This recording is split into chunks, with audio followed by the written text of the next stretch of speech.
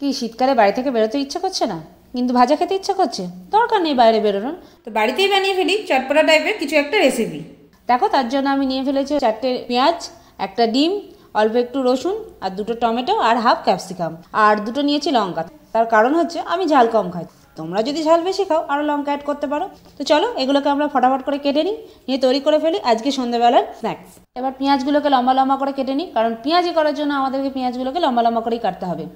আর বাদ বাকি হচ্ছে টমেটো, ক্যাপসিকাম, লঙ্কা, রসুন এগুলোকেও কুচি কুচি করে কেটে নিই। তো দেখো এখানে আমার এগুলোকে কিন্তু সব কাটা হয়ে গেছে। পেঁয়াজ লম্বা লম্বা করে কেটেছি, টমেটো কুচি কুচি করে, আর ক্যাপসিকামও কুচি কুচি করে, লঙ্কা আর রসুনও কুচি কুচি করে কাটা হয়ে গেছে। তো এবার একটা পাত্র নিয়ে নেব, নিয়ে তার মধ্যে পেঁয়াজ, টমেটো, ক্যাপসিকামগুলোকে ভালো করে চটকে নেব। তারপর দিয়ে দেবো পরিমাণ মতো হচ্ছে বেসন। এখানে নিয়ে নিচ্ছে যে সামান্য পরিমাণ চালের গুঁড়ো, নুন, কাশ্মীরি মিক্সি, হলুদ, ধনে গুঁড়ো আর হচ্ছে গরম মশলা গুঁড়ো দিয়ে এগুলোকে ভালো করে চটকে মটকে নেব।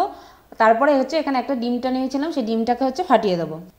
জানো তো আমার এখানে মাখতে এক ফোঁটাও কিন্তু জল ব্যবহার করতে হয়নি, কারণ পেঁয়াজের যে জলটা ছিল ডিমের জন্য এখানে এক ফোঁটাও জল লাগেনি, বরঞ্চ তারপরে আমাকে 2-4 চামচ বেসন এখানে অ্যাড করতে হয়েছিল। গ্যাসে কড়াইটা বসিয়ে দিয়েছি, তেলটাও গরম হয়ে গেছে। এবার বেসন যে বড়াগুলোকে সাইজ মতো করে ধাপার ধাপ কড়াইয়ের তেলের মধ্যে ফেলে দেবো। তারপর কিছুক্ষণ এপাশ ওপাশ ধপাস করার পরে তারপর যখন দেখবো বড়াগুলো লাল হয়ে গেছে তখন আস্তে আস্তে ধপার ধাপ তুলে ফেলবো হচ্ছে একটা পাত্রের মধ্যে। তো দেখো সন্ধ্যাবেলা স্ন্যাক্স কিন্তু আমার রেডি হয়ে গেছে। এদিকে কয়েকটা পেঁয়াজি নিয়ে নিয়েছি, আর এদিকে নিয়েছি হচ্ছে সস আর হচ্ছে মেয়োনেজ নিয়ে নিয়েছি।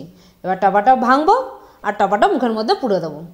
তো তোমাদের এটা বাড়িতে কিন্তু বানিয়ে অবশ্যই কিন্তু আমাকে জানিও কেমন হয়েছে, আর ভালো লাগলে অবশ্যই আমার চ্যানেলটাকে সাবস্ক্রাইব করে দিও, আর বন্ধুদের সঙ্গে শেয়ার করতে কিন্তু অবশ্যই ভুলো না। তো চলো আজকের মতো টাটা।